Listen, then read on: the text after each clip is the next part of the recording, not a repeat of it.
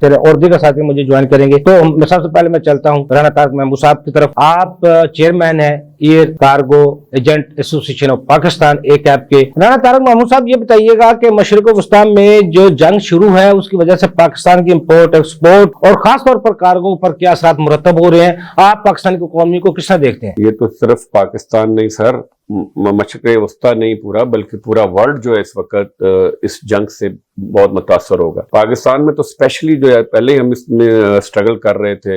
آپ ہماری ایکسپورٹ کا لیول جو ہے پچھلے سال جب نارمل حالات تھے تو کس جگہ پہ ہم تقریباً 10-15% 20% ہم نے ڈکلائن کیا اپنی ایکسپورٹ سے اور ہماری امپورٹ بڑھی. اب تو بڑی خطرناک سچویشن ہے. ساری شپنگ لائنوں نے جو ہے وہ وارڈ چارجز کے نام پہ چارجز لگا دیے ہیں. اس کے علاوہ کارگو ایکسپٹ کرنا بند کر دیا. پورا مڈل ایسٹ کے لیے، گلف ایریا کے لیے انہوں نے کارگو لینا بند کر دیا. اس طرح پھر یورپ کے لیے اور ایون یو ایس اے کے لیے ان کی جو روٹنگ جو ہے وہ چینج ہو رہی ہے اور اس میں ٹرانزٹ ٹائم بڑھ رہا ہے. پھر اس کے علاوہ ایکسچینج ریٹ کا ہم سن رہے ہیں کہ ایکسچینج ریٹ شاید جو ہے وہ انکریز ہو جائے گا. پھر آپ نے 55 روپے جو پیٹرول بڑھایا ہے اس کی وجہ سے جو کاسٹ آف ڈوئنگ ہے، بزنس کاسٹ آف ڈوئنگ ہے، وہ بڑھ جائے گی ایکسپورٹر کی. وہ کیسے کمپیٹ کر پائے گا پوری دنیا میں اپنی اس کی؟ تو پہلے وہ کمپیٹ نہیں کر پا رہا تھا جو ہمارا ایکسپورٹر تھا. تو بہت برے حالات ہیں. اللہ سے ہم رحم کی اپیل ہی کر سکتے ہیں اور جو لوگ ہیں اس میں انوالو ہیں، جو بڑی طاقتیں انوالو ہیں، ان کو سیریسلی سوچنا ہے کہ جی اقتدار کی جنگ میں کسی کو رجیم چینج کرنے کے چکر میں جو یہ جنگ ہوئی ہے وہ سب دنیا اس کے اوپر اب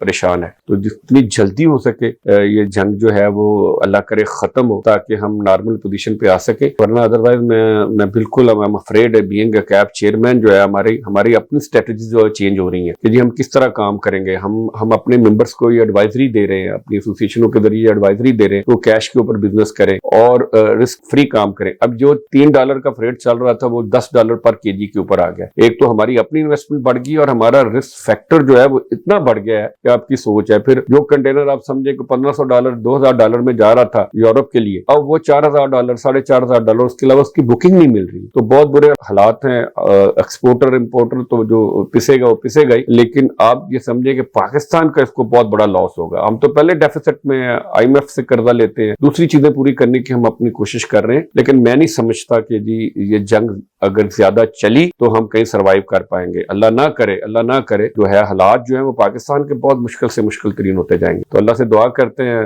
اور میرا خیال ہے کہ کچھ ممالک نے کوشش بھی شروع کی ہے کہ یہ جنگ جلد از جلد بند ہو جائے، لیکن اس کے آفٹر افیکٹ رہیں گے ابھی بہت دیر تک، کیونکہ یہ جو آپ کی ایکسپورٹ امپورٹ متاثر ہو رہی ہے اسے بیک لاگ لگ جائیں گے ساری دنیا میں. پھر ویسلز کے شیڈول جو ہیں وہ متاثر ہوں گے. ایئر لائنیں آلریڈی اپنی تمام فلائٹ جو ہے وہ پاکستان کے لیے تو بند کر ہی چکی ہیں، لیکن باہر سے ممالک میں بھی اس کی جو ہے ڈسٹربنس چل رہی ہے. تو اللہ سے دعا کرتے ہیں کہ یہ جلد ختم ہو اور ہم اپنے نارمل پوزیشن پہ آ سکیں. بہت شکریہ رانا طارق صاحب، آپ نے ہم ٹائم دیا. نظر ہمارا ایکسپرٹ کا ہم نے گفتگو سنی. جنگ کسی کے لیے بھی مناسب نہیں ہوتی. جنگ سے جو معاشی حالات خاص طور پر جو ترقی پذیر ممالک ہیں وہ نہیں سنبھل پاتے. ان کا تمام جو مہنگائی کا بوجھ ہے وہ عوام پر ڈال دیا جاتا ہے، جس طرح پاکستان میں ہوا بھی پیٹرول کی قیمتیں بڑھا کر کیا گیا ہے. اس طرح ترقی پذیر ممالک بنگلہ دیش ہو گئے، دوسرے ہو گئے، جو سب وہ تقریباً تمام جو معاشی صورتحال کا جو بوجھ ہے، جنگوں کا بوجھ ہے، وہ عوام پر ڈالا جاتا ہے. جنگوں سے گریز کرنا چاہیے. اگلے پروگرام تک لیے افضل کو اجازت دیجیے. اللہ حافظ. پاکستان زندہ باد. دیکھیے پروگرام ٹیکس اور عوام افضل ایوبی کے ساتھ.